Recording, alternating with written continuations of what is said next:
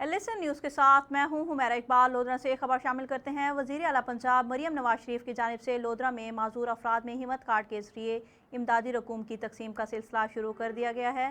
ہمت کارڈ کے ذریعے معذور افراد کو ہر 3 ماہ بعد 10,500 روپے کی امدادی رقم فراہم کی جائے گی۔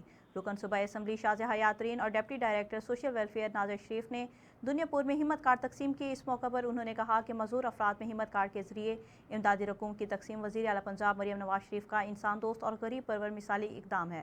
ہمت کارڈ کے تحت معذور افراد کی تاریخ میں پہلی مرتبہ مالی امداد کی تقسیم کا سلسلہ شروع کیا گیا ہے، جو پنجاب کی تاریخ کا انقلابی پروگرام ہے۔ اس موقع پر ڈپٹی ڈائریکٹر سوشل ویلفیئر ناظر شریف نے بتایا کہ ضلع بھر سے معذور افراد کی 1141 درخواستیں موصول ہوئی ہیں، جن میں سے سکرونٹی کے بعد 357 معذور افراد کو ہمت کارڈ دیے جا رہے ہیں۔ انہوں نے کہا کہ دنیا پور کے 84 معذور افراد، لودھرا کے 169 معذور افراد اور کیرول بکا کے 104 معذور افراد کو ہمت کارڈ دیے جائیں گے۔ اس موقع پر نواب نصر اللہ خان ٹرین، سابق صدر Christian farmers development organization Jacob Aftab, Umar Abbasi, Abdul Samad Chaudhry, Sarfraz Khan, Muhammad Naeem Sarla, Abrar Jatt, Muhammad Nasir, Mumtaz Khan Niazi اور دیگر بھی موجود تھے۔